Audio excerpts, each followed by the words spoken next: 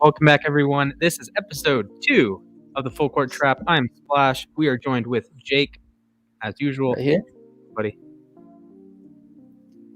Been a crazy week of sports. Yes, it has. Crazy in the NFL with all the divisional round games. Crazy in the NBA. We had the All-Star Game rosters or All-Star Game starters come out. We have some nice news with our Cavaliers that we'll touch on in a little bit. But first things first, the NBA All-Star Game starters, all 10 of them, 5 in each conference, have been revealed. I'm going to pop up. We'll start with We'll start with the West backcourt. We will start with the least crazy, I would say. Are we surprised with Curry and Ja? Is that what you expected? Is that what you would have voted for? Yeah, that's what I would have voted for. I mean, Curry's, had his struggles recently, but he's still very deserving of that spot. Just, for his impact on the court, Absolutely. Always. I agree. And I think Ja's been incredible recently, so. Absolutely. And I think there's some value that it was unanimous, like Curry's all ones, Ja's all twos. Luka was close. We'll touch on Luka in a little bit when we get to the forwards because of the guard and forward classifications. So there we are. I think they got it right. It's good job, NBA. Good job, fans. That was very fair. Definitely the least crazy part we're going to talk about. Actually, probably the forwards in the East are, but yeah, right there with those. Yeah. All right, so it's hard to pull these up consecutively, but I am pulling up the front court in the West.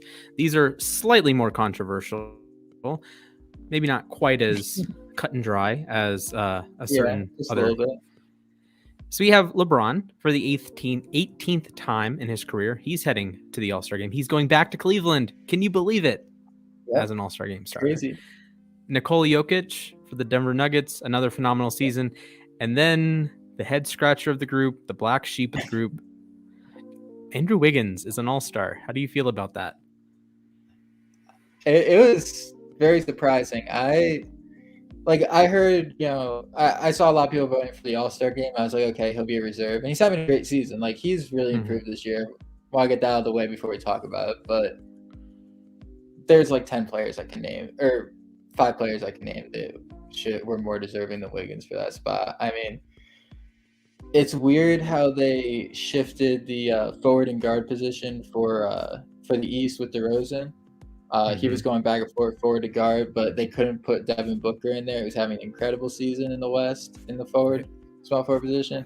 And even if you want to just talk forward centers, Rudy Gobert, as controversial as his name is sometimes, was definitely more deserving, so far this year than Wiggins. So, I'm happy for him, but I think it definitely had to do with certain people pushing forward him being voted. But it is what it is. Good for him. But I think a lot of people who are fans of teams in the West are more upset about it for sure. Yeah, I agree. I think Gobert is certainly a guy that. Yeah, go ahead. Is there's somebody on his team who's much more deserving, who is Draymond Green. He's having an incredible season, and or I guess he was voted as a guard, or Wiggins was voted as a guard, right? Wiggins was the third forward. Third forward, yeah. So Green should have gotten that spot too. Green was somebody who was perfect, or even Paul George, based on when he played, was. Yeah, I agree. I think Green, perfectly fine pick. Gobert would have probably been my pick, but fans weren't vibing with him. 9th in fan voting. Towns, just looking at these names. Carmelo was ahead of him. Oh my goodness. Yeah. Melo was ahead of him. Green was 6th. Anthony Davis was 5th. Paul George was 4th. DeAndre Ayton was 10th. I thought he would have gotten a little bit more support. He's had a solid season for the Suns, but I think they got the first 2 right. LeBron, Jokic, perfectly fine. I don't know what else you expect from there, but Wiggins is good, but there's a difference between being good and being an all-star starter. So, with that said, but the rest of the West completely good, but Andrew Wiggins definitely didn't, make much sense. Yeah, Justin's comment, the thing is, Wiggins is a good defender as well. Leonard and PG injuries made it happen. I think that's fair. Wiggins Leonard and George are Wiggins. certainly. Go ahead. Yeah, Wiggins' improvement on the defensive end throughout his career has been crazy. I mean, he was one of the worst defenders in basketball at one point statistically, and now he's making the All-Star game in part because of his defense. I mean, as a starter. So that's definitely something says something about his improvement as a player. So I do respect that. Yeah, I remember the days that Andrew Wiggins was so bad defensively that it helped. His stats were so bad defensively that there was one year that you'd rather shoot with Wiggins covering you than an open shot. Like, it was so weird. And I remember us talking about it at the time well too. Beyond that. We are well beyond that. Yeah. All right, Brandon in the comments said Ingram didn't get enough love. I think that's fair. He's had a solid season with the Pelicans. Yeah, they haven't been. He did miss some time. Juggernaut, but yeah, he did miss some time earlier this year. But that does get into another conversation that I want to have with the East about players who it seems like the NBA is very hypocritical on when they want to base it on wins and losses and when they want to base it on players' performance. You'd see it with the All-Star starters, the two most controversial ones. Can we get into the East players now? Yeah, I pulled it up. We have DeMar DeRozan of the Bulls sweeping the first place votes, and Trae Young of the Hawks, third in the player vote, second in the fan vote, second in the media vote, edging out Zach LaVine, who was second in the player vote. So we had Trae in the thumbnail. We also had Wiggins in the thumbnail, and I don't think you like the Trae pick. We both would have picked a certain Darius Garland over him for sure. Of course, yeah. My issue with the Trae pick, I mean, he's having an incredible offensive season, so I'm definitely not mad at it from that standpoint. But his team has vastly underperformed expectations. He hasn't been a good defensive player. And it's weird how in the West they basically put Wiggins in for his team success. If you want to give a reason why obviously he's been a great player this year, but the reason why he's an All-Star starter, he would not be an All-Star starter if his team was like 8th in the West. So it's kind of funny that now Trae Young is an All-Star starter, and his team's been one of the biggest disappointments in basketball. Although Trae's team is doing better now, that definitely wasn't reflected in the voting. So. Yeah, I agree. I think Trae Young's having a great season. It's definitely not as controversial as the Wiggins pick, but it's still, I would have chosen differently. Would you have taken LaMelo over Trae? I don't know. I mean, his team's doing better. LaMelo's a better all-around player. Trae Young's having like crazy offensive season though. I don't know. It would have been close. I think Garland has the numbers to back up him over LaMelo and the team success to back him up over LaMelo and Trae. But LaMelo I would have accepted. I would have accepted LaVine too because of how his team's doing. It's just I would have accepted Trae if they hadn't pulled the Wiggins pick in the West. I think it would have been completely fine with it. I agree. How do you feel about Harden finishing 4th and Kyrie finishing 7th? Well, the Kyrie pick is just because, he has a lot of fans who, just will always vote Kyrie. Same thing with the Derrick Rose stuff. But with Harden, I don't know where this all-star lock Harden came from this year. He's shooting 41% from the field, 33% from 3, I think. He's getting assists and rebounds, but he's also turning the ball over a lot. So, I don't know. I don't think he should be an all-star this year. A lot of people have disagreed with me on that, but I do not think James Harden's deserving of an all-star this year based on how he's played this year. And there's been so many games where he'll be like 5 of 22, and he'll have like 21 points because he's been to the line so many times. But does that really help him? Yeah, James did not mince words here. Yes, I completely agree, James. It's crazy because ever since he got to Brooklyn, he hasn't been the same player. He's become a more all around numbers guy in Brooklyn than he was in Houston. Although he always got the assists and rebounds, does have went up a good amount. But in terms of the shooting, I mean, this dude was brought there to be a part of the three-headed scoring punch, and there's been times where it's like this guy was a scorer, like one of the best scorers ever at one point. Like, really? Yeah, tell me about it. So we will head over to the front court in the East. Kevin Durant, easy. He's going to be the captain of the. Is it Team KD, Team LeBron? Yes. Yep. I think all three of the forwards in the East were, easiest choices. They're all very deserving, all MVP candidates. Yeah, I agree. For sure. Very happy to see Jared Allen. So that does leave. Getting the love you do. Yeah, that does leave the likes of Jimmy Butler, Jared Allen, Jason Tatum on the outside, but they should get in as reserves. I find it interesting that Miles Bridges was fourth in player voting. He's having a great season. I mean, Jimmy Butler's missed a lot of games. I think Jimmy Butler has to make, or somebody from the Heat has to make it, whether it's Jimmy Butler or Tyler Hero, just because that's the 1C in the East. I don't think it would be fair to completely shut them out. But Jimmy Butler's missed a lot of time this year. The impressive thing about that Heat team has been that they've played so well with Bam and Jimmy out for so long.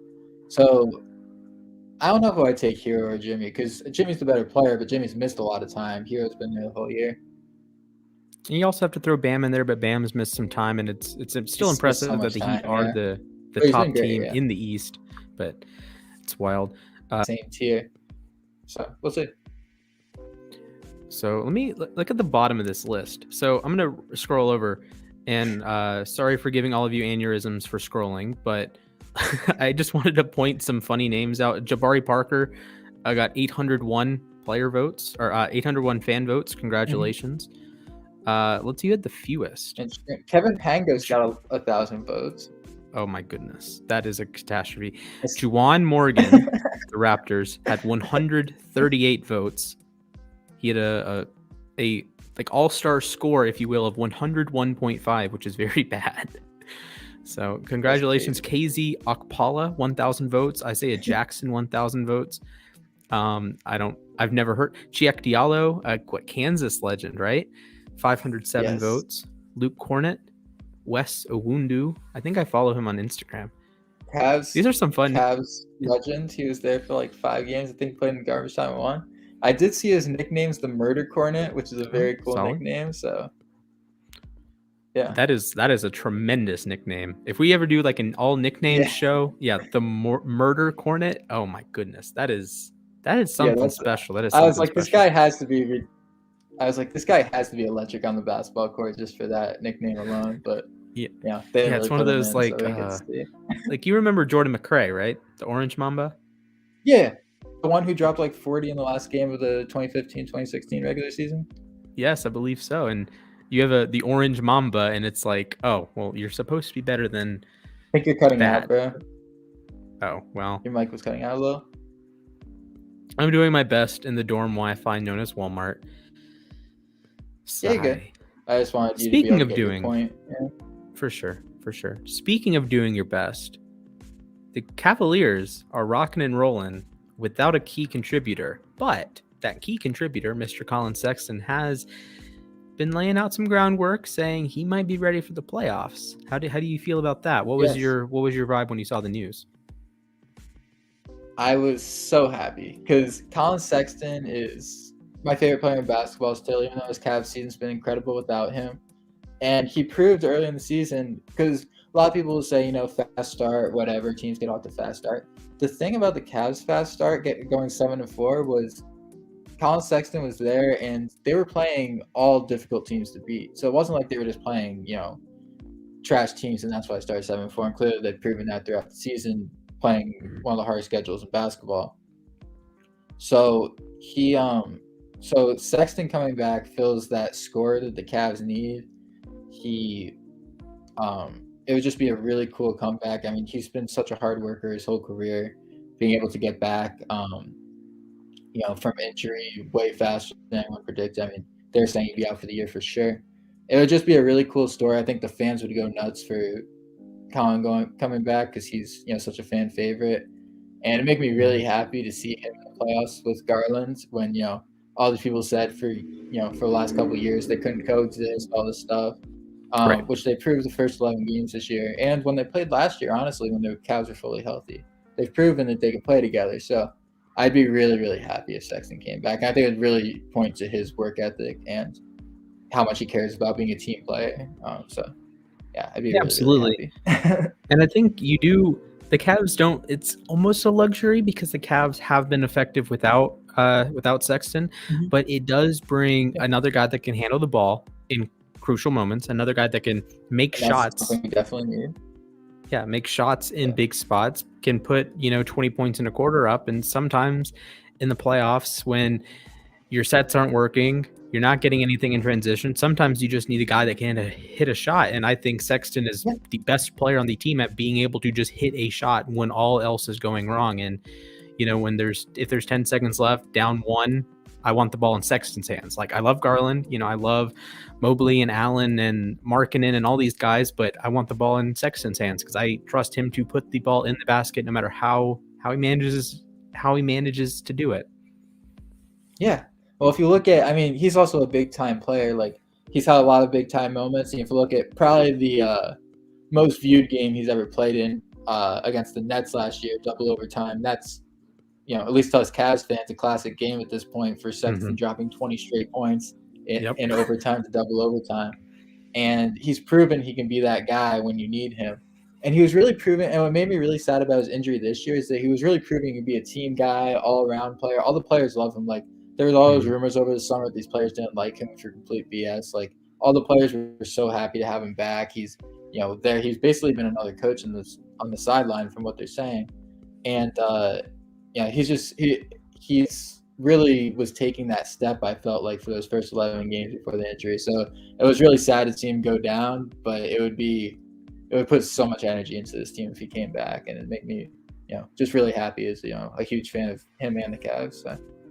Absolutely. So if you had to judge your excitement, maybe not excitement with the Cavs, but your confidence in the Cavs in the playoffs right now without Sexton on a scale of 1 to 10, what would your confidence be with no Sexton? What did you say? I'm sorry, it was cutting out a little. So what would you say your confidence in the Cavs in a playoff series right now, what would it be without Sexton? 1 to 10. What would Sexton's role be right now? I think it would depend on how healthy he is. If he's, completely ready to play big time minutes, I think it should be splitting those big time minutes with him and Okoro for defensive reasons, Sexton for offensive reasons. I think, if he can play 20 minutes a game and, that's all he can give you at the time, like similar to what Clay's going through right now, give that to him, and I think, whatever he's most comfortable with and benefits the team the most. But I have a feeling if he comes back, he's going to be 100%. So then I think so too. Time minutes. Because he has that personality that he's going to work harder than everyone else in the room. And the Cavs have a lot of hardworking guys, like Mobley is incredibly headstrong. And then like Sexton just takes it to a whole new level. It's like that. It's like a maniac when it comes to practicing and when he's on the floor, diving for loose balls, poking balls away, playing like active defense at least. Like, is he a superstar defensive player? No, but at least he cares. Yeah, exactly. You could get worse. A couple of guys out in Portland, you could get something like that, or there's definitely way worse defensive guards in the NBA than Sexton. And like you said, he cares, and just stuff like the way that he works, like he'll take 100 shots after the game, type of thing. Like, I feel like that type of motivation will bring even more. The team already has that, but it will just up that even more, like how much they care. You know what I mean? Like, he fits absolutely, and that's just like the energy that he brings to the that. Even if he's not 100%, which both of us think he would be if he returns, even if he's not 100%, even the little things he does in Zoom meetings or when he's talking with the team, like those are key things of if he helps like Mobley out by 1% or Allen out by 1% or Garland out by 1%, just with like any motivation or any like team camaraderie, that can be the difference between like I'll use like a Like that's the difference between like an all-star season and a third team all NBA season, for example, or a third team and a second team, whatever you think, or finishing third in defensive player of the year and first in defensive player of the year. So any little boost can be the difference in, winning 45 games and winning 47 games and getting a higher seed, getting in the top 6, getting even higher than the top 6, which the Cavs, I think can, with the schedule, it is, I believe, the 29th in terms of strength of schedule, like the second easiest. Portland has a ridiculously easy schedule down the stretch, but like the Cavs can make a lot of moves here in terms of just picking up wins against teams that aren't very good and avoiding the Miami and I think they play Philadelphia 4 times, so that's out there, but they don't have to play Miami 4 times. They don't have to play the Nets 4 times. They don't have to play the Warriors and the Suns 4 times, right? They've gotten those games, a lot of those games out of the way, and they've won a lot of them.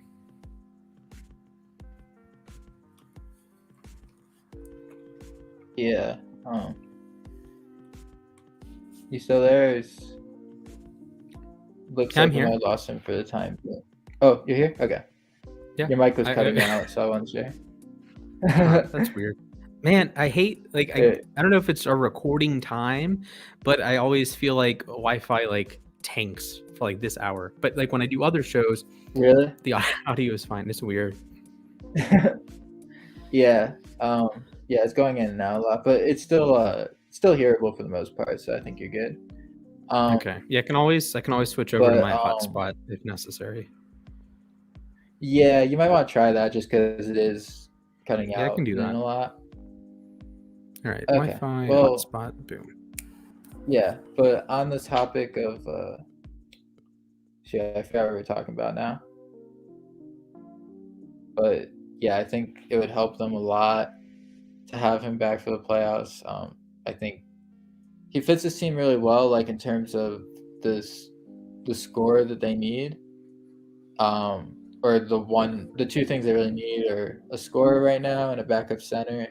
Backup center is not quite as needed, but scorer definitely would really help.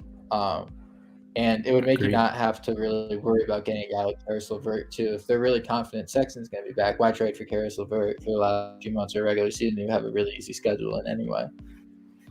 Yeah, I agree. And I've heard that the Pacers want 2 first-round picks out of LeVert, which I can deal with 1. Yeah. But in thinking about the Cavs this year moving forward, maybe you can deal with 2 if you think they're going to both be in the back third.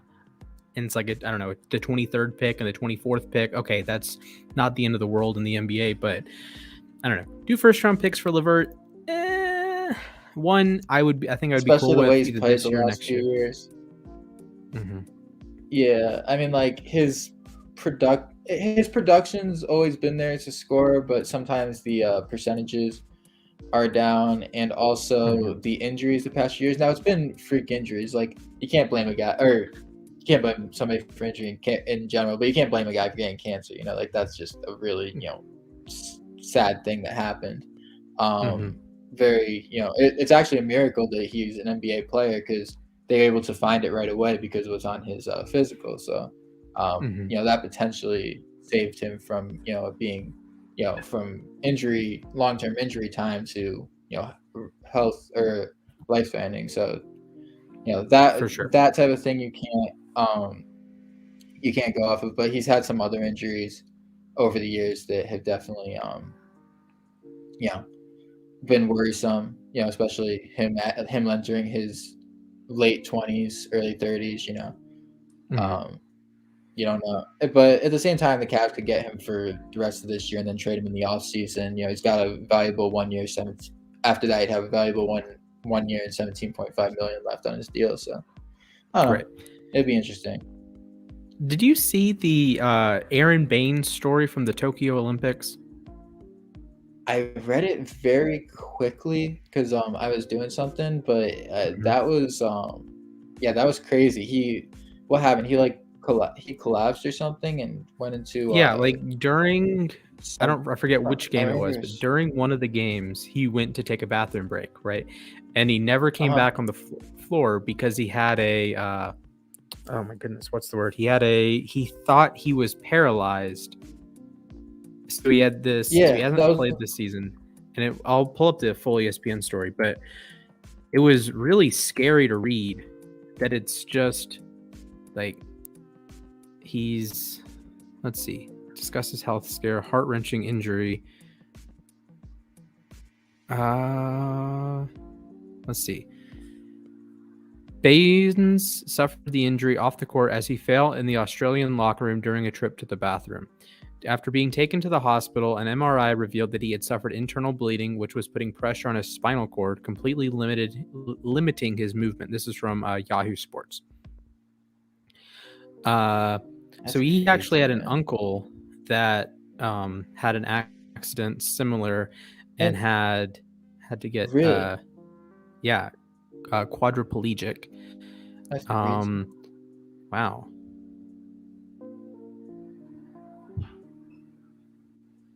Did this was this story like out there before? Was this story out there before and he just brought light to it, or was this just like unknown until the last couple or yesterday? I think they knew there was like an injury there, but they weren't sure how severe it was, and now they're like uncovering how severe it was, like how like life-threatening that it was, because like there's injuries all the time, but some are life-threatening and like this one, and some are just not life-threatening, and this one, like you just look on, if you search Aaron Baines injury, like there's a flood of articles from the last couple of days. It's really scary to read, and it hopefully makes a full recovery. I believe he's trying to make it back to the NBA, which I'd love to see him back after. That'd be a really cool story. Love to see that. He was a good player too. Yeah, he was, rock solid. I believe he was on the 2014 Spurs, the champion 2014 Spurs. Yes. Also with the Celtics, a little bit with the Raptors. He was on the Raptors. I remember he got hurt, which kept him out of the end of the it was like the last game or so of what's it called? The bubble. That was he got injured. So I think a lot of people who didn't read the story just assumed it was a really bad injury that happened there. Right. And now it's like, wow, this guy like had like something like legit life-threatening happen to him. So so he's crazy. Played with the Spurs for 3 seasons, Pistons for 2 years. He was a regular starter for the 2018 Celtics that we faced in the conference finals. He played 50 games with the 2019 Celtics, played 42 games with the bubble-bound Suns, and played 53 games last year with the Raptors. Yeah. Oh, he is from. I didn't realize he's from New Zealand. Really? That's interesting. Yeah, like he was born in New Zealand. I think he should play with the Aussie team, but okay. The more you learn. Mr. Aaron Baines is a New Zealander. Very cool. Although I believe he does play with the Australian national team. So really hope that he has a full recovery. That's the most important thing. And if he's able to play in the NBA again, that'd be really cool. Yeah, that's just great coming from like adversity like that. It's inspiring that he's even available, let alone it's like the Isaiah Austin story. Like it's one thing for him to like, okay, the story happened, but then to keep fighting through, and I believe he still plays basketball. Never in the NBA, sadly. He said at one point he wanted to play in the NBA, but after what happened, that probably just wasn't physically possible. But I remember I was actually at that NBA draft. I remember when they did like the pick for him, because he was supposed to be like a top 15 pick.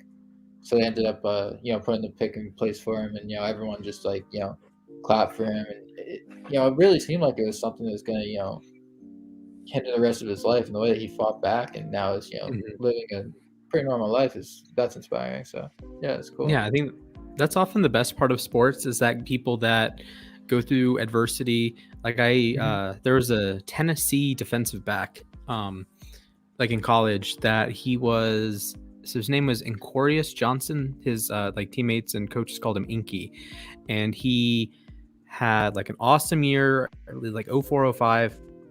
And then in 06, he was going to be he was like on the All-America team, or the not the freshman, like the preseason All-America team.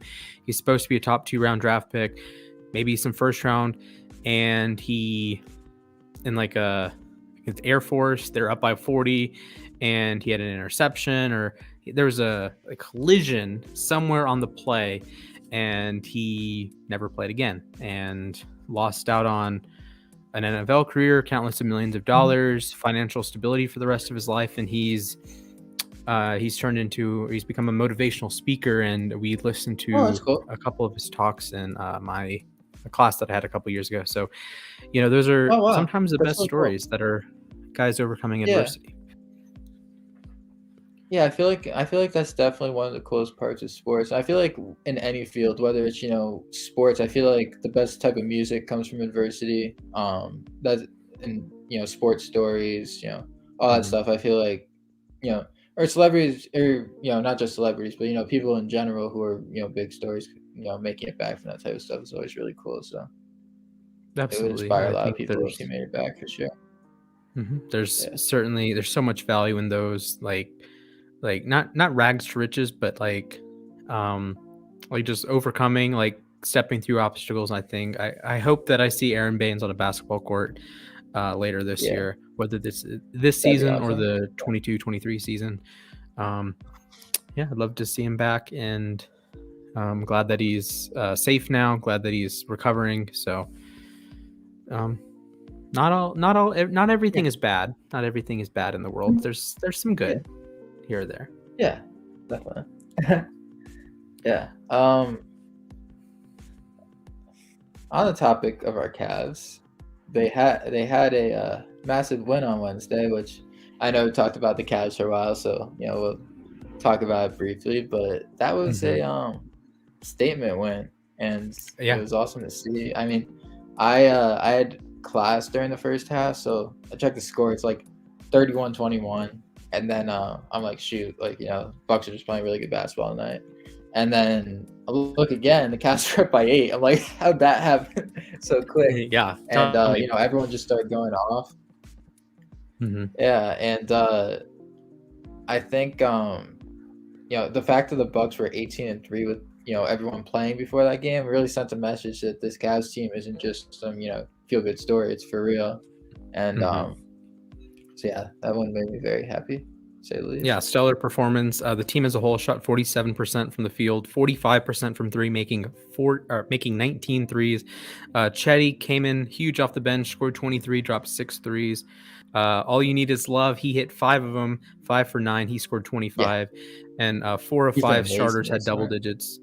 A little bit of a rough night for Okoro, but he only got 3 shots up. Allen had a double-double. Garland had 19 and 8. Dean Wade, not the wrong D Wade for us, had 10 points.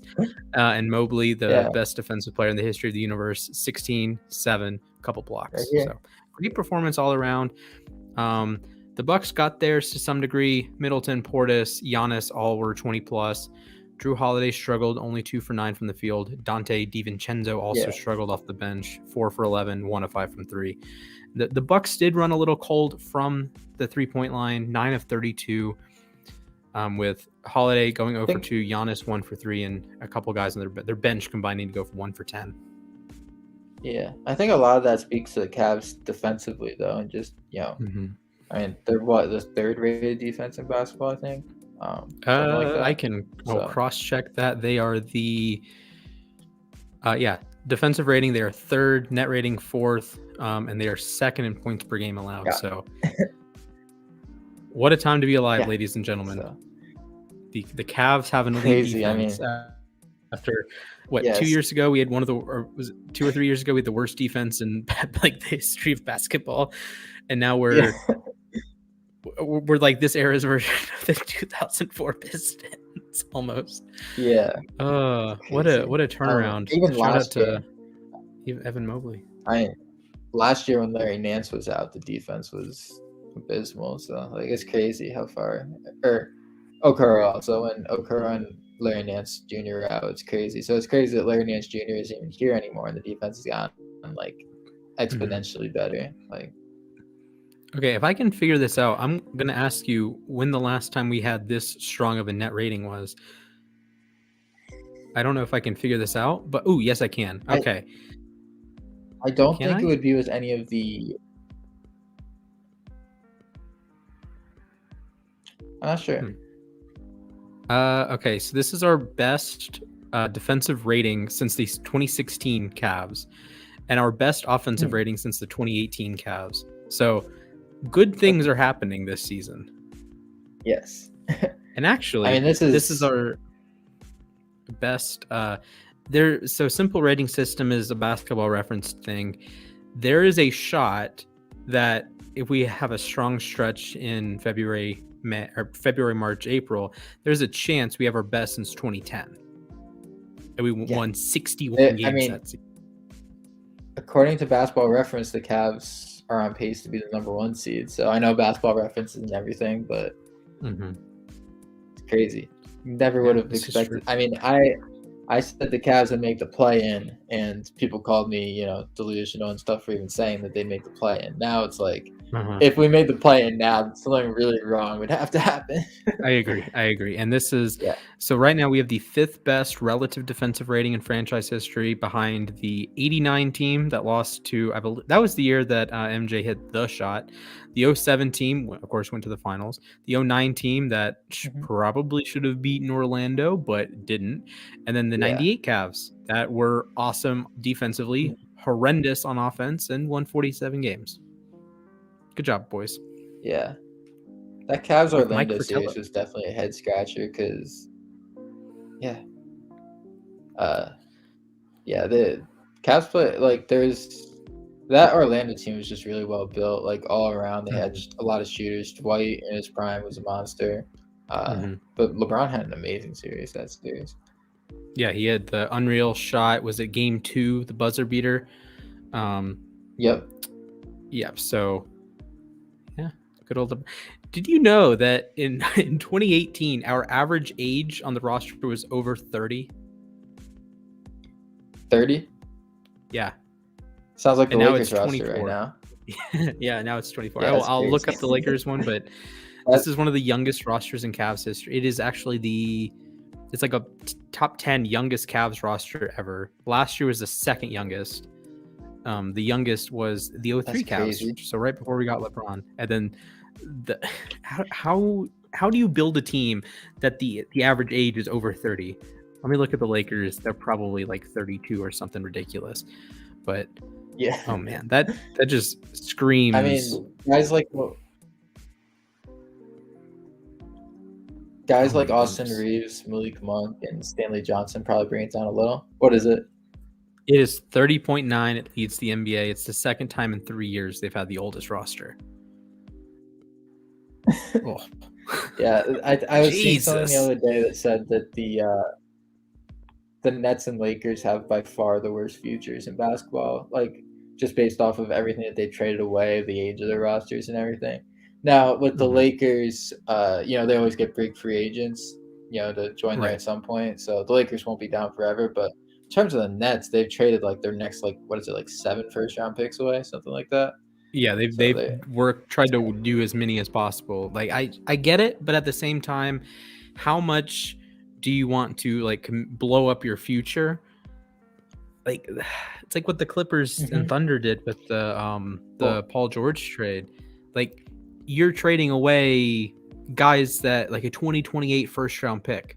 You have no idea what's going to happen in 2020. You don't know what's going to happen in the next 6 years. I don't understand. I mean, that kid's probably Nets, 8th grader still. If James Harden, yeah, with the Nets too. If James Harden ends up leaving this offseason, which a lot of signs are pointing towards him leaving, the Nets, that's gonna be one of the worst trades in NBA history, right there, rivaling the Pierce, Garnett, Jason Terry trade, where they traded what seemed like their whole future, and then they finally get Jarrett Allen, Karis LeVert, D'Angelo Russell, Spencer Dinwiddie. Definitely some names I'm missing in there, but they got all these good basketball players who are young, And just like now we're going to trade them all away. When they could have really had it's like, Kevin Durant, Kyrie Irving, and those guys. And yeah, so I don't know what to make of Nets management over the years. That's for sure. It's been it's just been a disaster. Like you had they were awful. Like they had a 10-win season in 2010, something like that. Forgot about that. Yeah, that was the year they got favors, and then they have the whole push to Brooklyn. Trade so you bring in Darren Williams. Williams. Yeah, Darren Williams. You have like you want to be really, really good. You bring in Joe Johnson. You make the trade for the big three, and you don't win anything. You don't even go to an Eastern Conference Finals, and now you're sitting 8 years, 10 years later, and you're like, what did we accomplish? Nothing. Like, heck, the Miami Heat with Jimmy Butler have been more successful than the Nets have been in like almost 20 years now. Like since Jason Kidd left. Like how many, like if you're ranking like the last, I don't know, since the Nets went to the finals in 2003, like 2004 to now, the Nets have to be like bottom half of the East in terms of like success. Because at least like the Bulls went to an Eastern Conference Finals, right? The Heat went to a finals without LeBron and Wade, right? The Raptors of all teams won a championship. Like the Raptors won a championship. The Celtics they won like 17 games, and then they came back the next year, won 65, won a title, went to another finals in 2010, and went to a couple Eastern Conference Finals with Isaiah Thomas and Jason Tatum. And the Nets are like, nah, fam. The Bucks won a title. The Milwaukee Bucks won an NBA championship. The Hawks went to an Eastern Conference Finals twice. And the Nets, I'll look it up, but I don't believe the Nets have been to an Eastern Conference Finals in 20 years. Yeah, it's crazy to think about like these teams.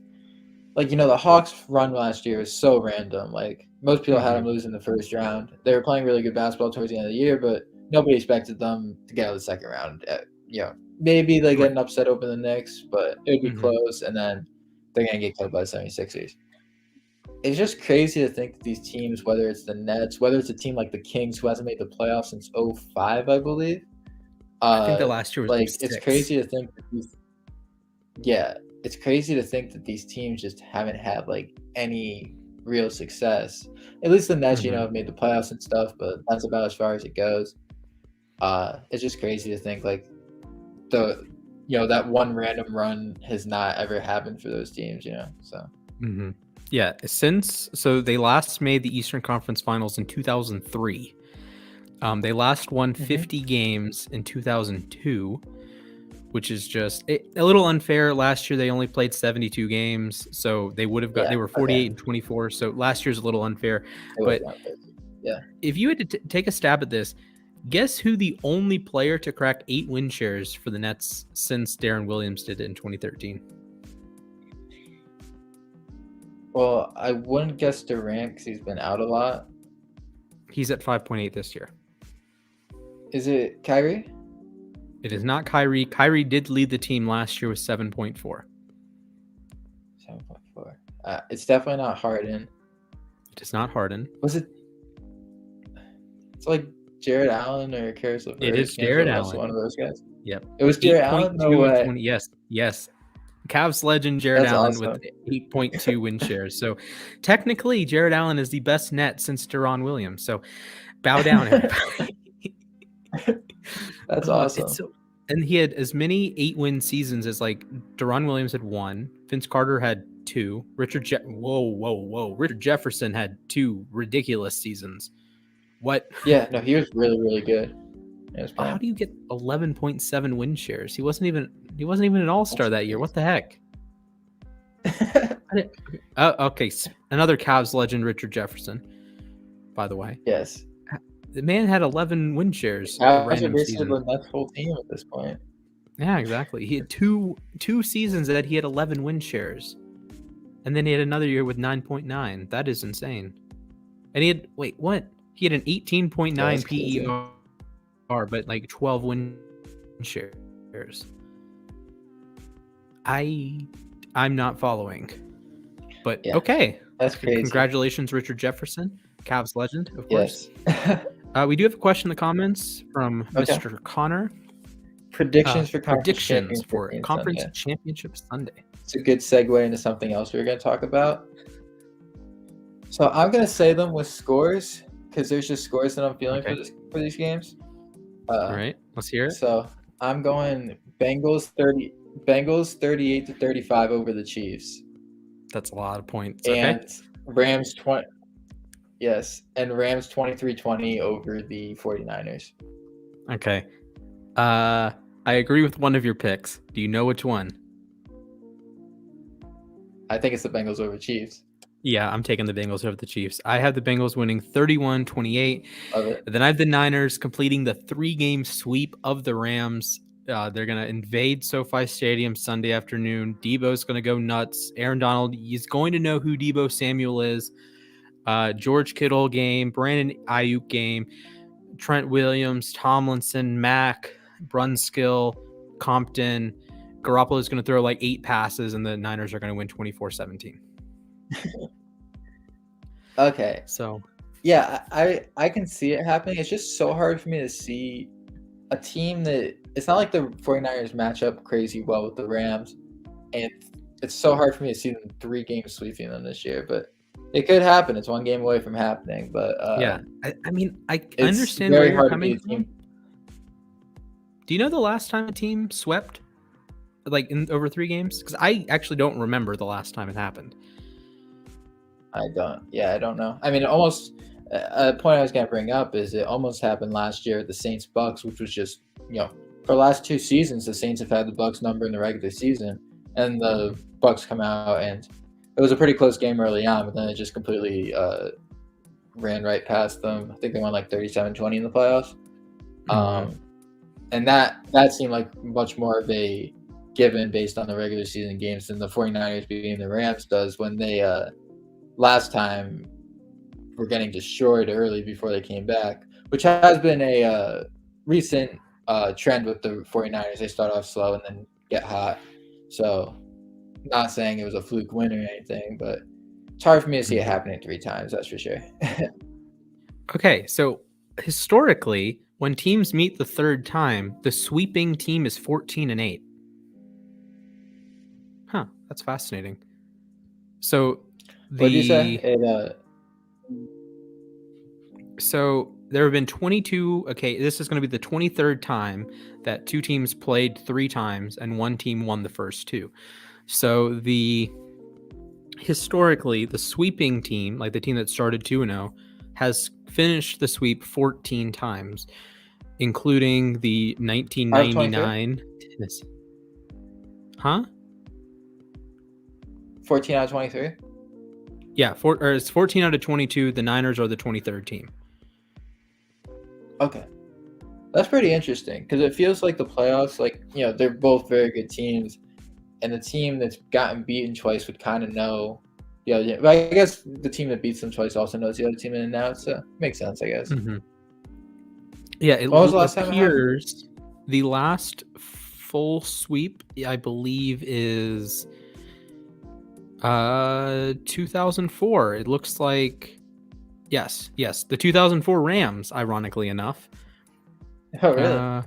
Yeah, and then the 1999 Titans swept the Jaguars. Oh my goodness! They swept the Jaguars. That was was the really famous year the Jaguars didn't beat. I was reading about that the other day.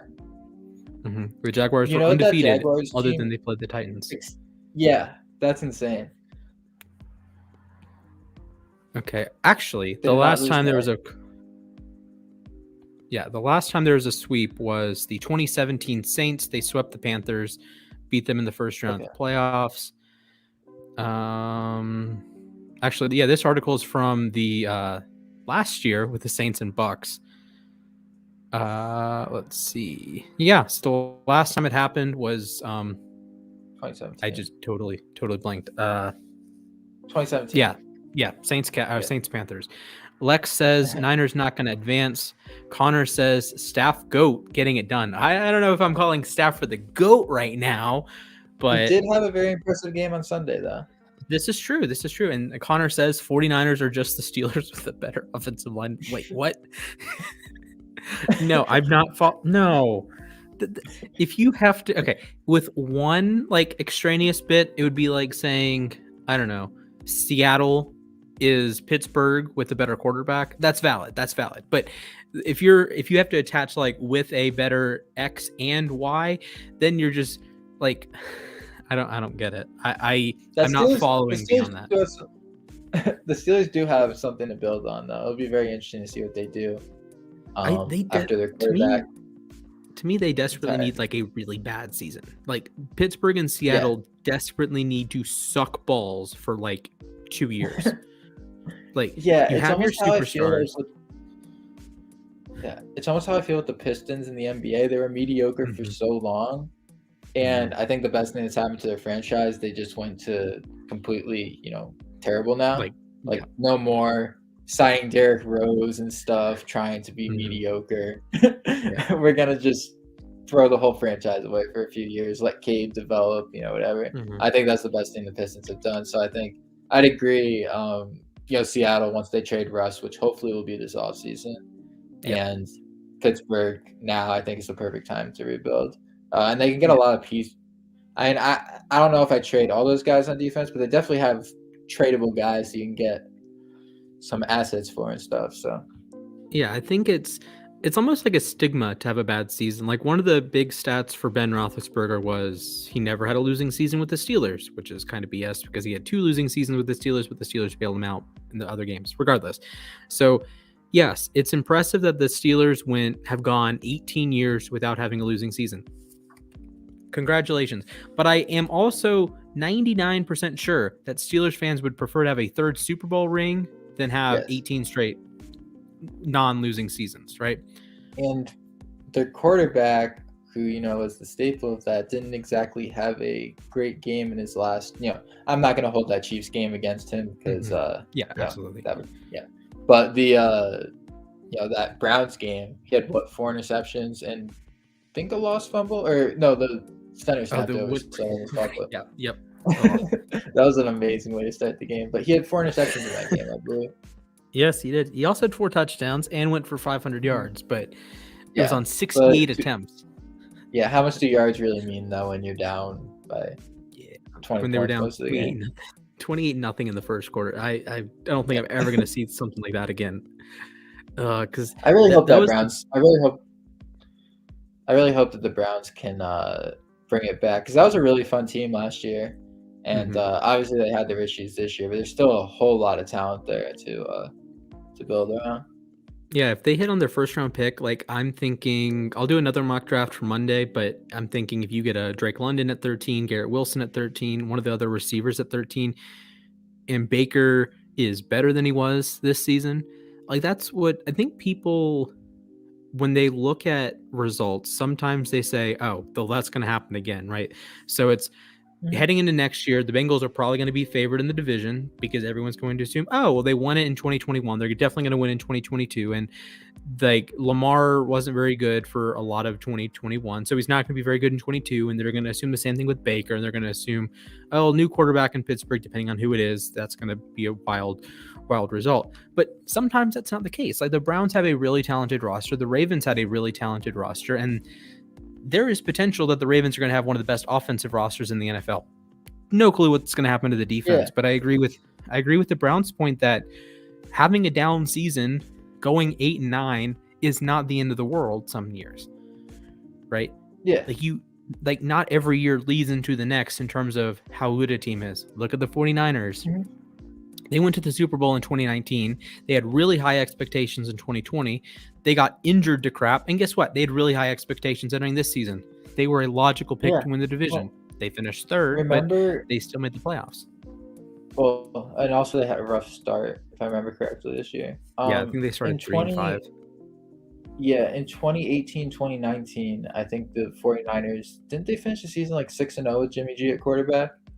That was 2017. They started 1-10 and then won their last 5 with Jimmy, and then 2018 they started I think 1-1, maybe 2-1, but Jimmy got hurt against the Chiefs, and then they had sucked the rest of the year because they don't have Jimmy. And like there's there's so much value in having a competent quarterback. I'm not saying Jimmy is good. Yeah. I'm not saying he's top 5 or top 10. I'm just saying he is a competent quarterback. This is why even I think Titans fans are overreacting to Tannehill throwing 3 picks, because honestly, how many of those picks were his fault? There's an argument that none of them were his fault, that he only put the ball in harm's way really once, and then the others were Hilton had a great play. I think the first one was a little weird, like the Bates one on the first play. I don't know why you're throwing the ball in the first play, but the second one was a great play by Hilton, and the third one was a tipped pass by Eli Apple of all people, caught by Logan Wilson. So, like, what do you expect him to do? Yeah. I think with the Baker Mayfield situation, he's getting a lot of hate right now, which he definitely deserves. And I don't know if it's necessarily for his play on the field. Now, obviously, he made some terrible decisions, but he needed surgery, and I think Case Keenum would have been a way better option down the stretch of the season for them. They'd probably make the playoffs with Case Keenum at quarterback. He's a good, very good backup quarterback, in my opinion. And there is no service in Baker Mayfield playing quarterback at the end of the season. So I think, honestly, it does deserve some slander for, some guys stick it out and they help the team. Like, Phillip Rivers in 2007 when he put on torn ACL, even though he didn't have the best game in the AFC Championship, it was much better than the guy. Was it Charlie Whitehurst? Yeah, something like that. Flipboard Jesus. Maybe it was Billy Volek. I will look that up while you finish your point. But it was, they needed Phillip Rivers to play that game, and it ends up being a pretty decently close game. The Browns did not need Baker Mayfield to play quarterback. In fact, towards the end of the season, it seemed like they needed him to not play quarterback because he was making uncharacteristic. I mean, he's never exactly been, shy to throw it at certain places, but he was making some very uncharacteristically bad decisions. I think due to his, lack of trust in, his arm, which he should have just taken the time out, gotten the surgery he needed. Because I do think Baker's a good quarterback overall. I do think he's a good quarterback overall. I'm not saying he's a great quarterback, but I do think he's a good quarterback. Yeah, there's like tiers to quarterback play, and I think people often try to pretend that they aren't and pretend that it's always like even I make quarterback rankings, and it's really based. Those are very circumstantial sometimes, but like right now in my quarterback rankings, I haven't published in a couple weeks, but like Joe Burrow would be like the hottest quarterback on the planet right now. Am I taking him long-term over Mahomes? Maybe, maybe not. But there's like layers to this, and having a Garoppolo, a Tannehill, or Connor mentions Titans, Niners, and Colts all have the same problem. They have an awesome team, but their quarterback is mid or average. So you wonder how far they can go with him. The 49ers were 2 plays away from winning a Super Bowl. Yeah, I think it's a fair point. Where with the 49ers, it's kind of scary to think about how good they can be if Trey Lance reaches his potential. They could be potentially the next dynasty if he reaches his full potential. I definitely agree on the Colts. Yeah, no, right now, I think the 49ers are a cool story. In 2 years, I might be completely sick of them. They might be like, it's like the 2018 Chiefs. The 2018 Chiefs were cool, like dropping 45 points on the Steelers. Like that was awesome. And Mahomes having like a bunch of touchdowns. And then like by the end of the season, it's like, we have to play the Chiefs and they're going to like romp through the AFC. So thanks Patriots. And then they come back. Oh, they win the Super Bowl in 19. Great. As a Cavs fan, it's like when the Warriors at first, those first couple seasons, 2012, 2013, 2013, 2014, some of the most fun I've had watching a team that isn't the Cavs play basketball. Like those teams are so much fun. 2014, 2015, so much fun. And then, how's it going, Isaac? Hey, what's up, Isaac? And then in 2014, 2015, we played them, and all of a sudden I'm like, I hate the Warriors. Now I like my team again because we're not playing them every year in the finals. But during those times, I hated the Warriors. Yeah, like that the 14-15 Warriors, like when they were just like Curry's first MVP season, that they were rocking and rolling, everything's nice. It's like, this is a fun team to watch. I have good memories of watching the Hawks Warriors game because I thought that's gonna be the finals. That was on right? TV, and NBA TV. That was on TV, and they were like, these are the 2 shocking surprises of basketball. It's almost like this year on the not as good, but like a Cavs Grizzlies type of game this year. I agree. Like those two teams. The Hawks seem like, they were older, but they seem like they were going to have a bunch of good years because of the way they played. It's like just super Spursy, Coach Bud, and it's like, okay, they won 60 games, and then LeBron happens. The All-Star game, yeah, and then we sweep them. Yeah, peace. So Connor says Seattle will be nothing without Russ. I think that's the point, though. That's the point, that you need. Yeah. You have major problems in Seattle that it goes deeper than Russ, it goes deeper than Pete Carroll, it goes deeper than John Snyder. Some teams need a reset button, and I think a lot of it is on the management, though. I mean, I agree. I think there's like bad draft picks, and then a lot of bad draft picks, and then you have a lot of bad draft picks. Not ever getting an offensive line for Russ. It's scary to think about how good Russ could have ever been with an offensive line, because they've never given him anything close to. And then you look at the defense now, and it's like Adams missed half the season. Okay, Diggs is all right. You have a Trey Norwood's like all right. Or either Trey Brown or Trey Norwood. I forget which Trey they drafted. But then Wagner's fine. Dunlap's fine. Jordan Brooks is okay, but he was picked at 27. That's really goofy. And you're just – there's a lot – you wanted a lot more. You make the playoffs with Russ as a rookie. You win the Super Bowl his second year. You go to the Super Bowl year 3. They've won 3 playoff games since then. It's not like Russ has fallen off at all. He's gotten better over time, if anything. Yeah, I mean, he wasn't better, he was a little rough this year after coming back from injury, but I think by the end of the season, like, he's still Russ. He's still a top 10 quarterback. I'd love to see Steelers. Oh, go ahead. I'd love to see Russ in, like, trying to think of like the perfect situation. Like somewhere like Tennessee with Russ would be crazy. They definitely couldn't afford that, but that'd be. What about Washington?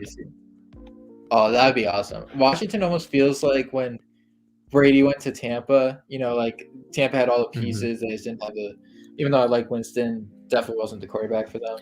And then you get Brady, it all comes together. I feel like something like Washington with Russ, that could work perfectly. I think New York, like Giants, makes a lot of sense. Washington makes a lot of sense. Giants need help on the offensive line, but they have weapons at least, and they have currently have Patrick Graham as their DC. And although they hired Daboll today, I don't think I did want to talk about that. Yeah. Do you want to? I kind of wanted to answer Connor's question real quick. Yeah, go ahead. I think with Watson, that depending on what they trade, that could potentially put them right back in the Super Bowl conversation. I mean, there will always be the conversation about the morality of that franchise. They have somebody like Watson after having somebody like Big Ben with the allegations that have been made. It wouldn't be a great. I don't know if it's going to be a great look for whatever franchise trades for Watson, but that's a totally different conversation. But on the football field, I think it would be a fantastic fit. Yeah, he's a guy that I thought he was the best quarterback in the AFC in 2020. I know the results on the field with the Texans didn't reflect that, but the Texans have a barren roster.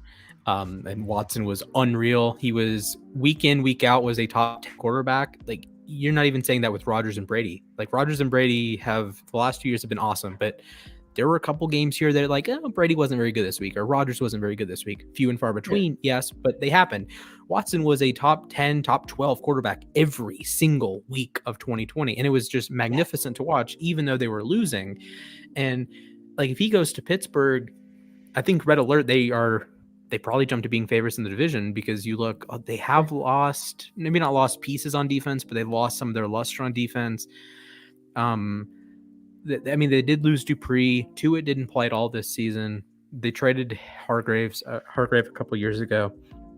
Like, you don't have the same defense, but you still have that potential. You have, I don't know, 2 of the top 5 defensive players in the league with Watt and Hayward. That's really scary. Minkah's a top 5 safety. That's scary. And if you get some turnover luck, like they had in 2018, they had in 2019, like they had early in 2020, they can win the Super Bowl. And I obviously hate saying that as a Ravens fan, but Watson to Pittsburgh makes a lot of sense. And he's one of the handful of guys that, like we on the Play Action podcast last Wednesday, they were talking, well, obviously Rodgers should go to Pittsburgh so he doesn't have to deal with Mahomes and Herbert by going to the Raiders or Broncos. Watson's one of the guys that you're comfortable with. If I'm starting a team, throwing morality out of it, like Watson's a top 5 pick. He's up there with Mahomes, Herbert, Burrow, Kyler. I'd go as far to say I think Watson's the most talented quarterback in football. I'd say that. I believe what he did with those Texans teams was crazy, honestly. Like I think he came on the scene, and I've never seen a quarterback play as well as Watson did as a rookie. Obviously, Mahomes was, sat behind Smith. I'm talking as a pure rookie. Never seen a player come on the scene like that. And just, I agree. And then he tore his ACL, and it was just such gut wrenching. It was a shame. But like those first few weeks, I remember I was at I think it was Patriots-Jets game. Forget who the Patriots were playing. It was definitely a Patriots game. And I'm looking at my phone, and they're up like they had like 50 points on the Titans, like a second or third start. I'm like, it was I want to say it was like 50. That was a weird like 54. I think they scored 54 points that week. It's like 54-13 or something like that. That was a scoregami red alert. Yeah, that was when you knew the dude was a problem. Carr to Colts is literally perfect. I agree. That's the perfect fit for Carr. Especially if really nice. You have your decent receiver. Yeah, you have Pittman, so you have your deep threat kind of guy. You're like your jump ball guy. I really want Paris Campbell to be healthy. He is one of the guys that if he is on the field, he is a top 30 receiver. Like I'm really high on Campbell, but he's just never on the field. I think he's better than Pittman, but he's never on the bloody field. It's like he's better. I think I would rather have Paris Campbell moving forward with injuries, obviously, but I would rather have Paris Campbell than Michael Pittman long term. It's just Pittman's on the field, Campbell's not, and you look dumb when Campbell plays 4 games, Pittman plays 17 games and has 1,000 yards. So I will take looking dumb. I think Campbell is a better player in the modern era. If you're looking at like the comparison, I don't know, Debo, I don't know, Cordero Patterson, Amon-Ra St. Brown. If you can use him like that in that offense, it's like a foil to Jonathan Taylor. Oh, that is insane. Yeah. But he's never on the field. That would be crazy. Oh my God. There was a wide receiver. I forget who it was. I don't think it was Adams, but somebody was talking about Carr and another receiver going to the Colts, and it was a perfect fit, but I completely forget who it was. But he does have a prior relationship with Adams because they went together. They were teammates at Fresno State. Could have been Adams. I think Jacob coming in with actually, I don't think that's a hot take anymore. Yeah, no, Davis Mills. I think as a Patriots fan, I'll say this. I think he was the best rookie quarterback this year, Davis Mills. Yeah, I agree. I think Mac had fewer like errors. There were some weeks that Davis Mills like didn't belong in the NFL. Yeah. Like the week against Buffalo. Towards the end. Oof. Yeah. Oh, I remember Jack and I did our show after that game, and I went on air and said that Davis Mills turned the Bills linebackers into Ray Lewis, Mike Singletary, and the rest of the Steel Curtain Steelers. He was so bad in that game. I am convinced that is the worst quarterback performance in NFL history. And then Mike Glennon somehow won up it later in the season, like 8 times. Oh my goodness, Mike Glennon is so bad. I liked Mike Glennon as a rookie too. I don't know how that guy got this bad. I don't know. He had one big time throw, 16 turnover-worthy plays. Oh. Yeah, it reminded me of when Josh Freeman went to was it Minnesota in like 2013, and I was like, I think it was Minnesota. I don't remember. For like a Monday night game, and I was like, Josh Freeman has to, still have it to an extent, and he just stunk. Just went out there. Yeah. Oh, I was actually pleasantly surprised with Buccaneers legend Josh Johnson this year. He played with the Jets for like a game and a half, then played with the Ravens for a game, and like we didn't lose that game because we couldn't score. We lost that game because the defense got bent over and died. And I've never watched a lot of Ravens games. Never seen anything like it. Yeah.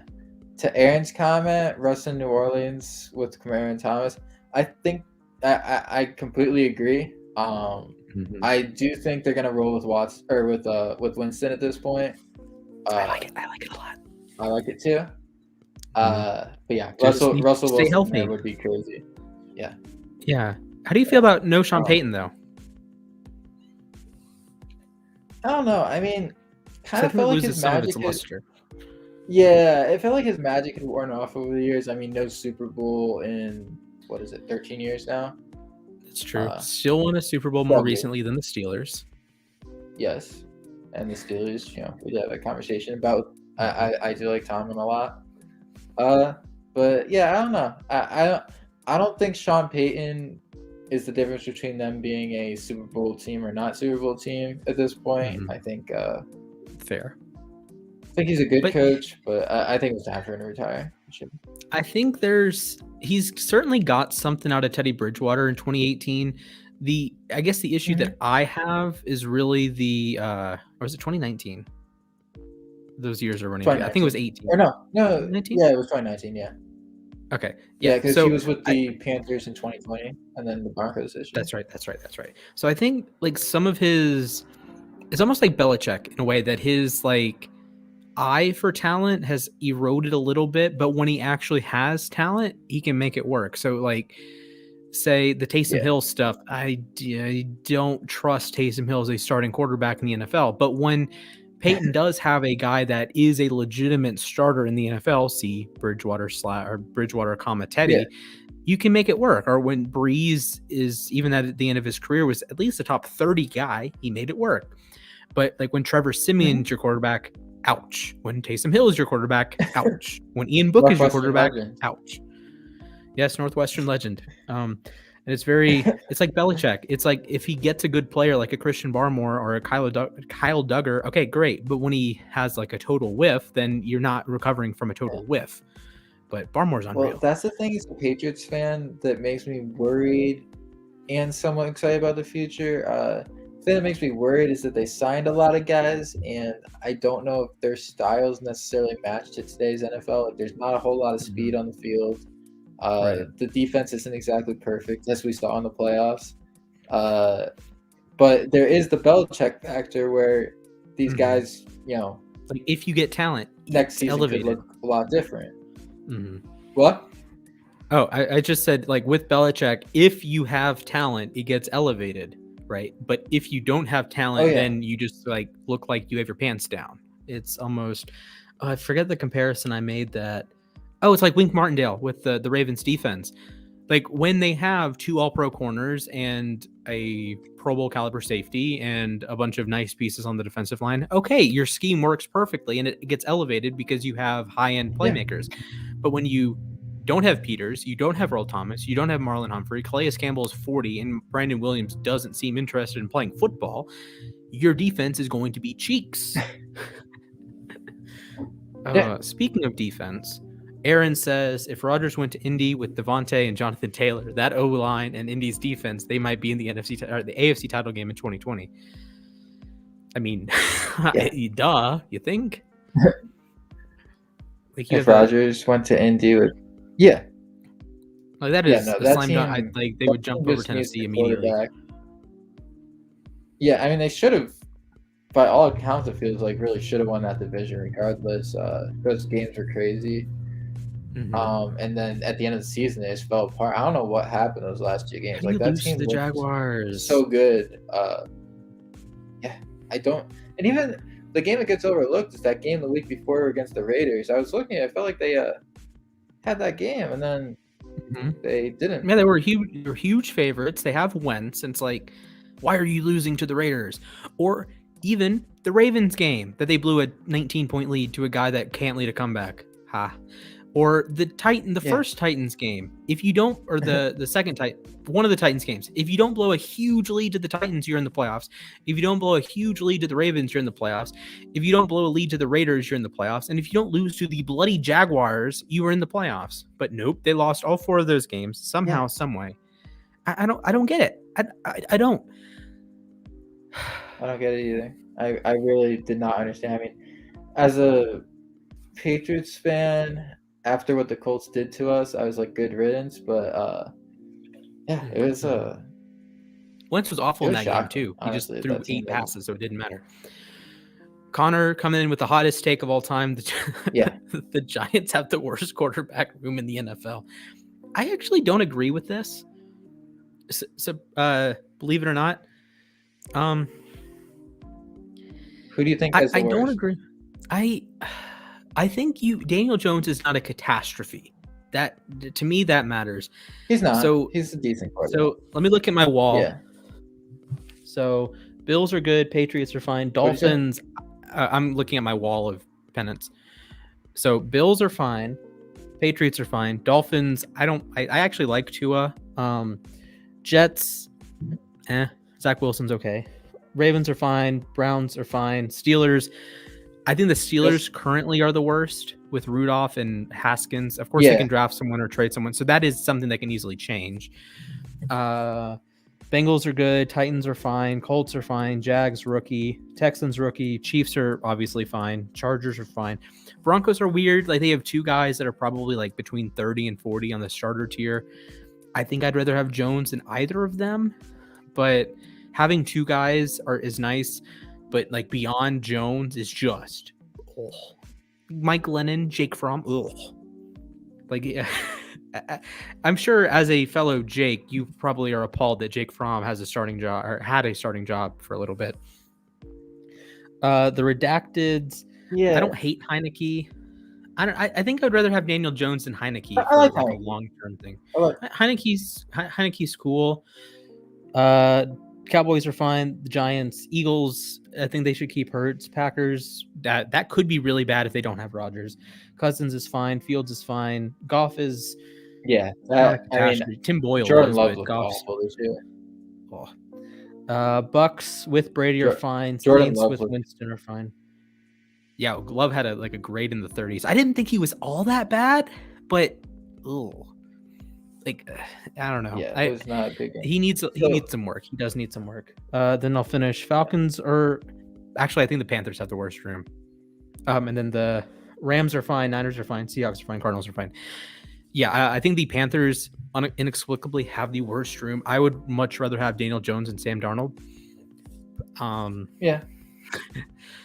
Denver might be worse, but I think there's like layers to this that you can have the worst. Drew Lock and Bridgewater is serviceable though. I think Jones is. Okay. I think Jones is fine. My issue with the Giants is that they genuinely if you have a backup quarterback, they immediately become QB 32. That is the issue. They immediately are I would take Darnold, PJ Walker, and Cam over Mike Lennon or Jake Fromm. Yeah. Daniel Jones, I would he had moments he was a top 20 quarterback this year. Mm-hmm. Yeah. So Tua is inconsistent, but overall, he's a good quarterback. I can't put him top 10 though. I am a Giants Dolphin. Yeah, no. Tua's definitely not top 10 quarterback. He's the epitome of average. I think he has some good traits. I like his accuracy to even all levels of the field. There are some arm questions, but realistically, how often do you have to throw the ball 40 yards down the field? Like you can have an effective offense within 25 yards. I think you saw the Saints do that with Breeze, and it's obviously not a great starting point to have with your quarterback to have like a 24-year-old quarterback that can't throw the ball 30 yards down the field effectively. But I think I like Tua. Is he limited? Sure, but I think there are worse quarterbacks than Tua. Yeah. So something interesting that's going on right now in the NBA is so Lakers and Hornets are playing, and the Lakers were down big early before the show started. So what? The Kent Bazemore Classic. Yes, and so LeBron and Anthony Davis are out. Russell Westbrook has 35 on 12 of 22 shooting, and they're down by 2 with 9 seconds left right now. John Morant has a triple-double. And Russell Westbrook just missed a 26-foot three-pointer to lose the game. But 35 points. And they covered. That's what matters. They covered from a guy. Yeah, exactly. A little bit disappointed the Hornets didn't get that loss. Yeah, all that matters. a little They bit covered. disappointing the Hornets didn't get that loss for our Cavs, but because it Lakers makes the plus Cavs one step 9.5, closer baby. to at Let's least being a go. playoff. Yeah, Yes. betting has like totally changed how Yeah, no, my brain functions when I it comes to definitely sports. right. Like it's like before, it's like oh, team wins, team loses. Now it's like oh well, a 3-point loss wasn't that bad when they're favored by 7. You know. Yeah. Do you have any good bets this weekend? Yeah, no betting. I had a very unfortunate well my betting had been going amazing recently, and I had an unfortunate loss when Anthony Edwards inexplicably missed 2 free throws. I had the Wolves covering I had the -3. They ended up winning by 2. Heartbreaking, but there goes the common Westbrook 3 lose again. Yeah, he does that a lot at the end of games. I've never understood it, but he did make 2 threes before that, to be fair. So he has made big shots in his career. Of course, the year that he locked up the triple-double, he had a 40-footer to beat the Nuggets, which was just unreal. Oh, that was one of the most clutch shots I've ever seen. That was awesome. That was the he owns career. This Jacob guy is hilarious. Westbrook is a legend. You know, he averaged a triple-double 3 years in a row, and was it 4 out of 5? Did he do it again? Because he did it something like that. I mean, he did it. He's got plenty of triple-doubles this year too. This is true, and he has the record now. Because I remember going live with Frankie about that. I think Westbrook.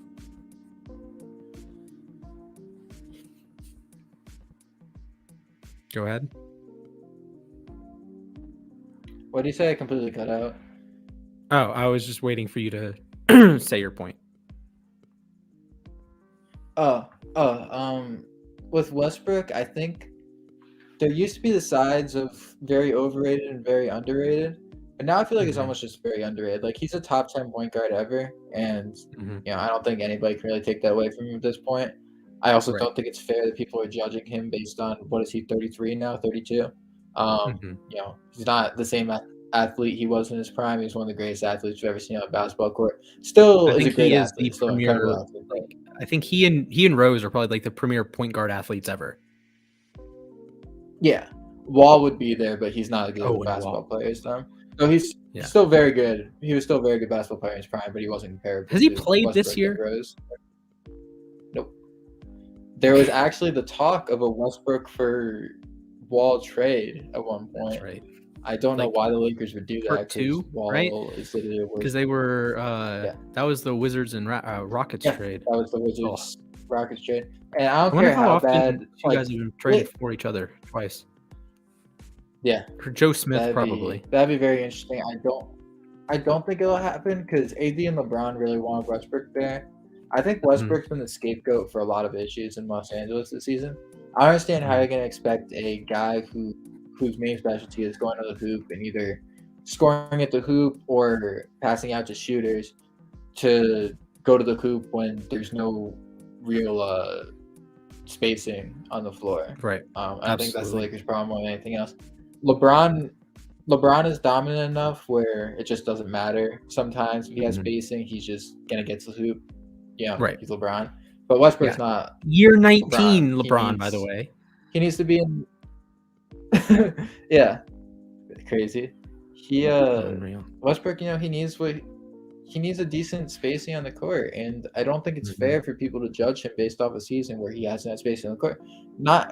10 months ago, Westbrook was probably the most dominant player in basketball with the Wizards at the end of the regular season, or like a few weeks before the end of the regular season, for like about a month. So, I think Westbrook, we're still going to see some good stuff from in the future for sure. Yeah, and I mean, as long as the Lakers make the playoffs, you always have a shot. Yeah. Like, I don't think if you're, let's say you're the Suns or the Warriors heading into that series, I don't think you're just saying, oh, it's a 7 seed or, oh, it's an 8 seed. Like, oh, it's LeBron and no, definitely not. Anthony Davis and Russell Westbrook. It's like, okay. Yeah. It's like you still have to beat 3 star players. You have to beat perhaps the best player in the NBA still, which is unreal that the man is just turned 37? Was it? Yeah, he just was it December 30th, 1984? Doesn't make any sense how good he still is. Just terrific. Breaking news in the NBA: Nikola Jokic got his 6th triple-double of the month. Second time he's done that in a month before. The only other center ever to do that, Wilt Chamberlain, 4 times. Makes sense.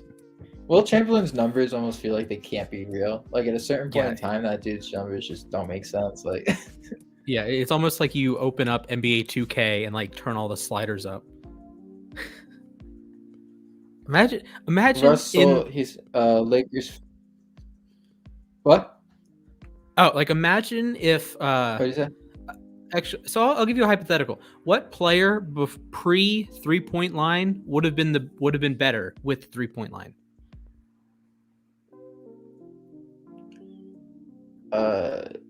Pre 3-point line would have been better with 3-point line. What are the options? Are you just saying in general? Yeah, like in general, like what, like say like a Jerry West. Do you think like Jerry West would be higher in like all-time lists? Jerry West definitely. If he had he definitely had the ability to shoot from outside. It's hard to say. I don't know if his athleticism, like 60-footer.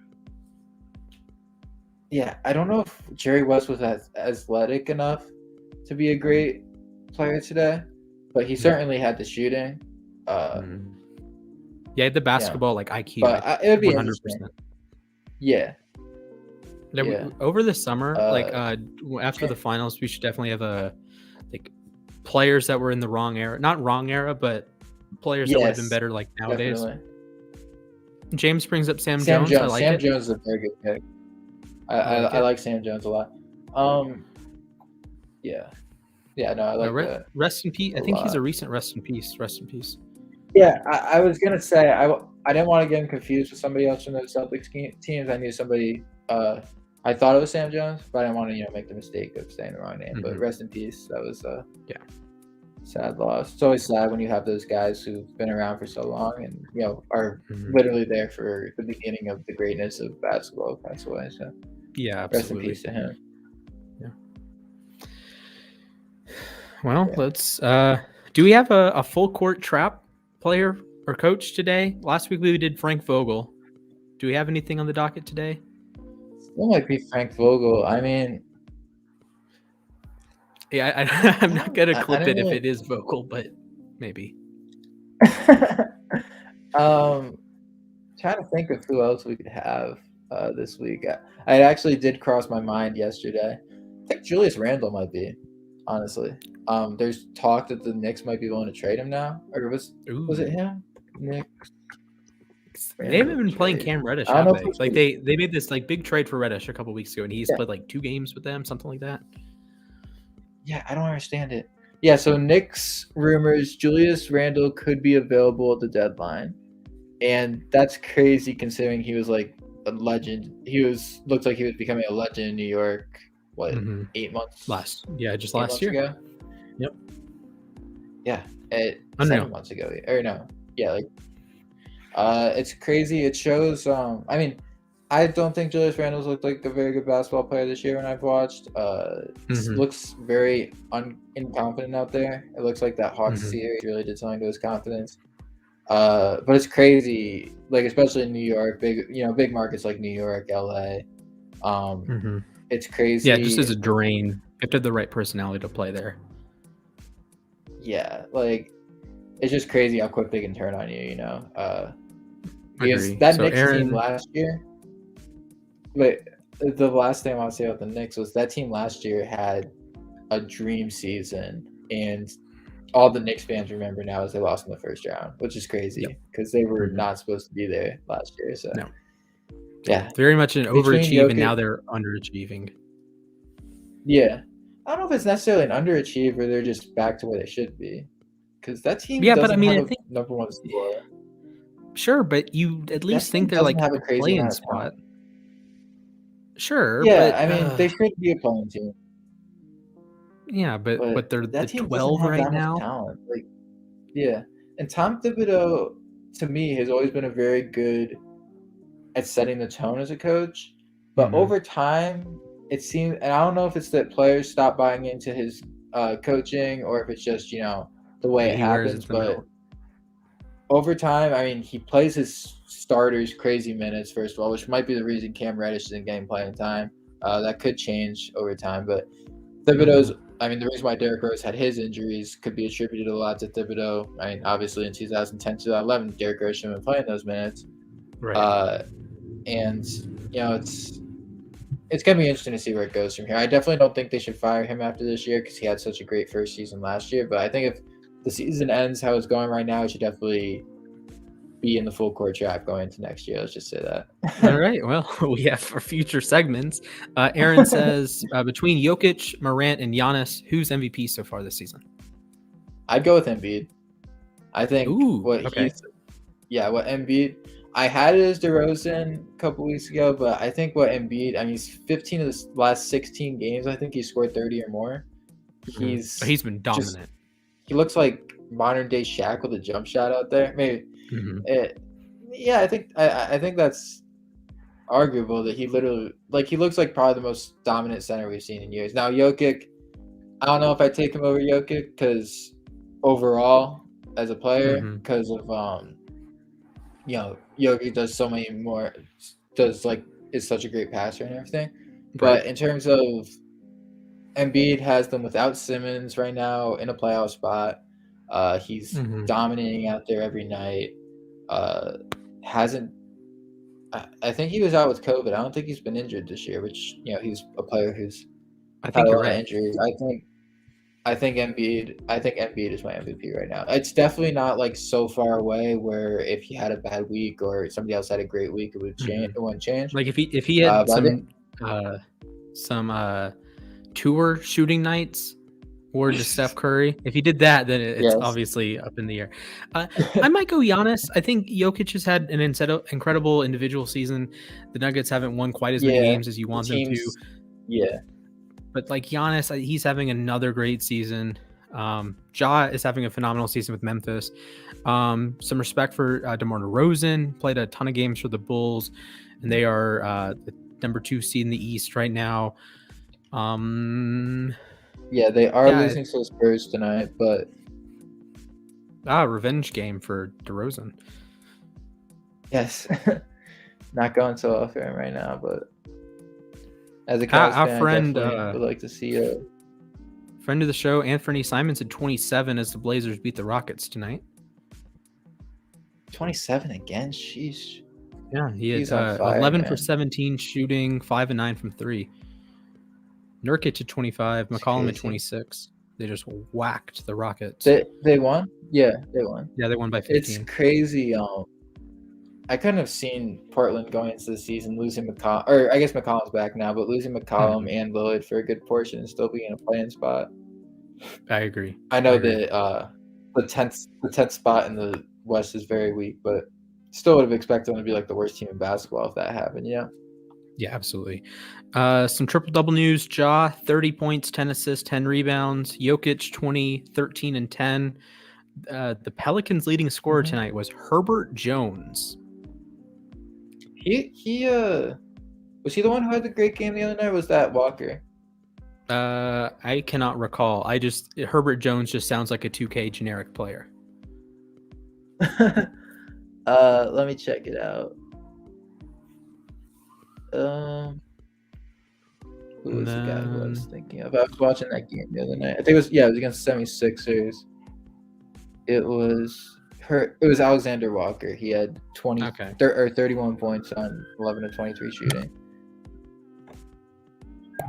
Cousin of Shea, right? Wait, what? Nickeil Alexander Walker is the cousin of Shea, right? Oh, is he? I didn't even know that. That's crazy. I that believe makes sense. so. Yeah.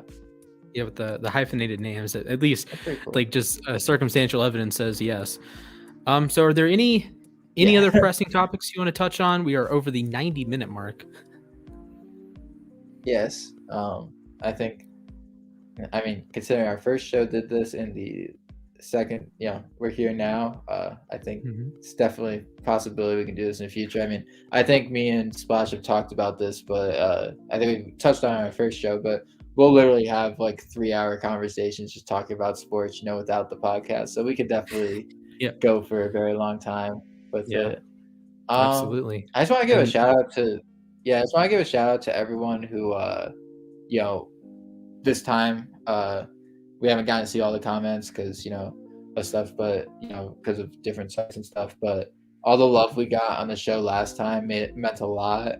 Really appreciate all you guys, the show as well. But especially, that was my first time doing this podcast stuff. So that really helped me, gain a lot of confidence with this. So I appreciate you guys, coming out and supporting for sure.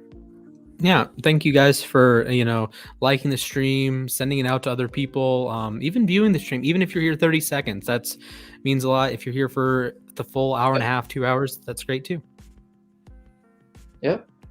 And yeah, I don't know if there's any other huge topics. We did have an idea for next Friday. You want me to talk about that one? Yeah, just throw it out there. So the Cavs, who we're both fans of, are playing the Hornets right here, and they're playing them in Charlotte, 7:00 next Friday night. So we were thinking getting on the stream, kind of having a reaction/thoughts thing to the game. We got to see my overreactions to every Cavs play that happens. Yes. So absolutely. I think it would is it on be ESPN, a fun time. Or is it like a local? Unfortunately not. It's it's a local thing. It's not nationally televised. I can try to set up a stream on my TV and have a different camera angle. But yeah, we've had some football streams in the past. We are doing a football night with uSTADIUM Sunday afternoon for the Rams-Niners game. We've never done a basketball one. So after 6, I think we've had. Let me think. So we did the first or the second Cardinals-Rams, the Chiefs-Chargers game, the Browns-Steelers game, the the Raiders-Chargers game. Then we did the second we did the Michigan play-in game. We did the Georgia-Alabama national championship game. We did the Monday night game for the wild card round. So that's 7. We did 2 games last week. So this next coming episode will be our 10th game. 10th NFL game, and hey, might as well throw a basketball game in there. So we are looking to go live. So instead of our normal time at 9:00, it'll be 7:00 Eastern. I'm free, and actually that helps me out because I missed a meeting tonight. Actually, no, it's a monthly meeting. So darn it. Okay. Anyways, so we'd be live. It'd be around 6:45 for the 7:00 game. Have a watch along. Hopefully the Cavs will win, because I'd be awfully disappointed if they lose. Well, it's a big game because they've got the Hawks and the 76ers, and the only tough games going in the All-Star break. They would potentially be like 15 or 16 games over 500 if they win that game. So, yeah. Absolutely. So, yeah, make sure you drop a like on the stream, send a comment if you're interested in us doing other games. We could potentially do some like ESPN games, Wednesday, Friday, or ABC Sundays. Yeah, ABC Sundays still a thing. Yeah.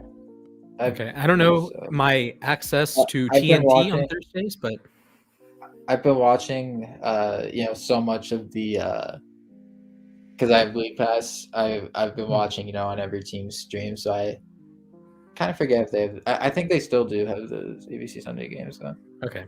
Yeah, those are open after the NFL season.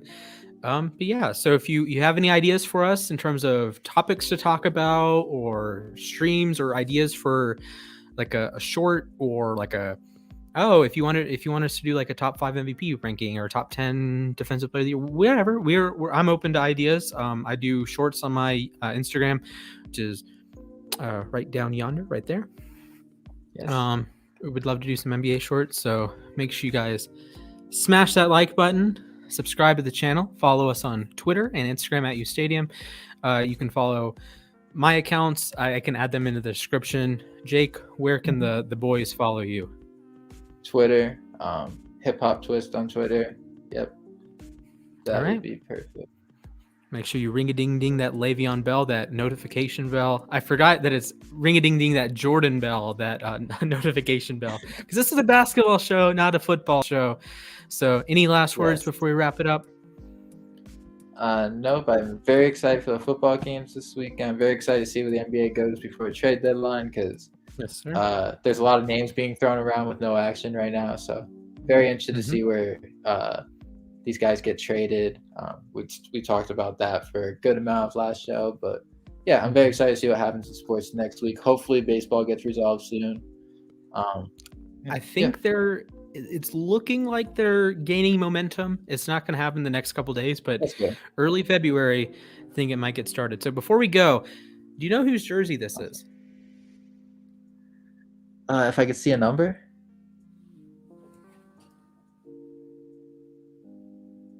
Yes, Splash, you there? Yes, I'm showing you the number. Oh, is that? Is it? You didn't get the new Rondo one, did you? I did not. Number 4. Shoot, I definitely recognize who number it is. Is it Antoine Jameson? It is not Antoine Jameson. Think a little bit more recent. He was like my favorite. But not active. He was like a little more favorite, recent, but not active.